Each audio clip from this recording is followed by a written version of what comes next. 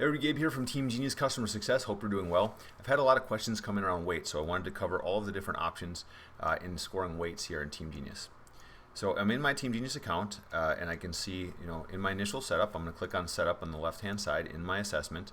The first place you can edit weights is going to be in scoring forms. So each individual criteria that you've got in your scoring form, you can actually click on this little percentage and edit those weights that you're going to have. So each one of your individual criteria you can set a different weight on inside your scoring form. Next up is going to be your individual scoring form. So imagine you have 3 different scoring forms. You can actually click on that percentage on the scoring forms and weight each individual scoring form to have that weight set the way that you want it to roll up. After you set your criteria weights and your scoring form weights, we have evaluation schedules. So what you can do next is you can actually click in and set weights for your individual evaluation sessions. So day 1, 2, and 3 for a tryout, or examples, you might have these be fall, spring, summer if you're doing in-season evaluations. More recently, I've had some clubs talk about how can you more easily see some of these weights. Maybe if you had wanted to change scores for just your non-goalie players. So these sessions, for example, are going to be just for your goalie players. You can actually click on the weight here in those sessions, and if you wanted to see these views in the scoring grid, you could always zero out ones that you didn't want applicable. So then you can more easily set these weights for those different sessions that you wanted to see in your final aggregate scores view.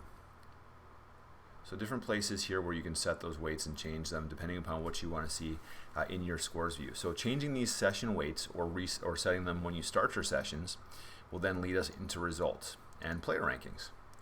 So I'm looking at my player rankings. I can look at the players in here, and of course I'm looking for that TeamGenius number. So I want to stack rank this and see how my players have been scored in here across the different sessions.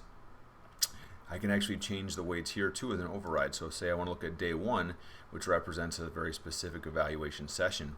I can click, scrolling down here in my options for my scores view, I can actually click into edit weights here and change the weights of each one of those scoring forms that rolls up into that session here, or I can do it player pool by player pool to more specifically adjust how my player pools roll-up score looks based on my different scoring forms. Now these are going to be based on those scoring form settings.